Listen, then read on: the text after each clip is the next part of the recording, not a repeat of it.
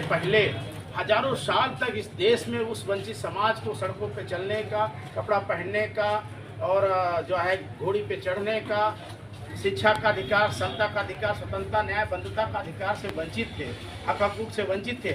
और इस विभाजन के कारण ही ये देश हमारा जो 800 साल मुगलों का गुलाम रहा, 150 सालों तक अंग्रेजों का गुलाम रहा, ये केवल जातियों में जाति थी और क्रमिक समानता थी, जिसके कारण जो इस देश में आक्रांता आए तो कुछ लोग लड़कर अपना सर कटा लिए और बहुत सारे लोगों ने कहा कि जो है कर्ण होए हमें कहानी।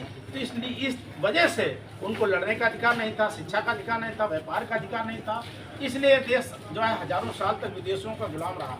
जब डॉक्टर अम्बेडकर और जयपाल मुंडा जैसे लोगों को इस देश में संविधान बनाने का मौका मिला और वो उस हक हकूक वंचित समाज को जो मुख्य धारा से दूर था उसको 1950 जो 2 वर्ष 11 माह 18 दिन में संविधान बना, उसमें उनकी आबादी के अनुसार शेड्यूल कास्ट को 21 शेड्यूल कास्ट और शेड्यूल ट्राइब को दोनों को मिला करके 22% आरक्षण देने का काम किया।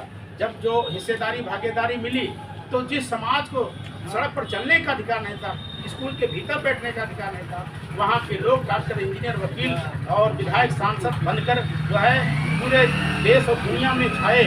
तो ये कामयाबी मिली। लेकिन अभी भी आज की डेट में देश के महामहिम राष्ट्रपति आप रामनाथ कोविंद को पुष्कर मंदिर में जाते हैं, जाने से रोक दिया जाता है।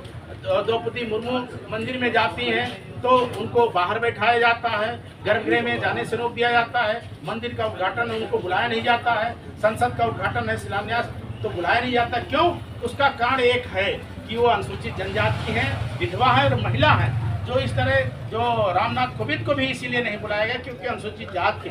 ये आज ही नहीं, बाबू जगजीवन राम जब गृह मंत्री थे और संपूर्णानंद की मूर्ति का उद्घाटन करने आए थे बनारस, तो उनकी मूर्ति उद्घाटन के बाद वो गंगा जल से धुलाई गई। हमारे प्रदेश के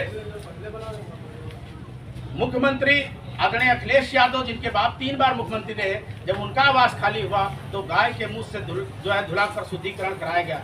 जातीय वैमनस्यता आज भी चरम सीमा पर है और आर्थिक आधार और सामाजिक आधार के आधार पर जो है किसी को उसके हक हकूक से वंचित नहीं किया जा सकता। जहां पर MBBS और डॉक्टर बनने के लिए, MD बनने के लिए 2 करोड़ रुपया खर्च हो रहा है और इतनी महंगी शिक्षा हो गई, तो अब वहां पर क्रीमी लेयर जो 6 लाख का लगा करके उसको जो है कहाँ एक गरीब आदमी डॉक्टर बना पाएगा। शिक्षा दोहरी शिक्षा हो गई, एक महंगी शिक्षा हो गई, एक सस्ती शिक्षा। जो प्राइमरी स्कूलों में जो है बच्चे पढ़ते हैं गरीब लोगों को, वहाँ पर शिक्षा बेहतर नहीं किया, पाठ्यक्रम अच्छा नहीं है, उनको जो है मुख्य धारा में लाने की दिशा में कोई काम नहीं हो रहा। इसलिए हम लोग जो है चाहते हैं कि जो भाई 70 साल के बाद जो है हमारी प्रोफेसर की सारी जगह खाली पड़ी हैं, न उसमें SC है न OBC है, केवल एक ही वर्ग के लोग दंड फंड करके वहां पर पहुंच गए हैं। सुप्रीम कोर्ट में कॉलेजियम सिस्टम के माध्यम से जिनके बाप जज थे, जिनके दादा जज थे,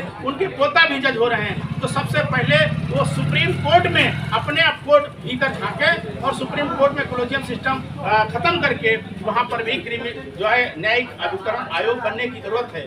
इसलिए जब तक जात में जो है आपके इंद्र कुमार मेघवाल को पानी पीने के लिए मारा गया, मनीषा वाल्मीकि रेप करके हत्या हो गई, आपके बाराबंकी में नीता गौतम की रेप करके हत्या हो गई, तो जातीय आधार पर अत्याचार आज भी चरम सीमा पर है। इसलिए हम चाहते हैं जब तक जातीय वैमनस्यता अत्याचार नहीं खत्म होती तब तक हर वर्ग को बढ़ने के लिए जो मिला है संविधान में आरक्षण, वो मिलना जारी रहना चाहिए।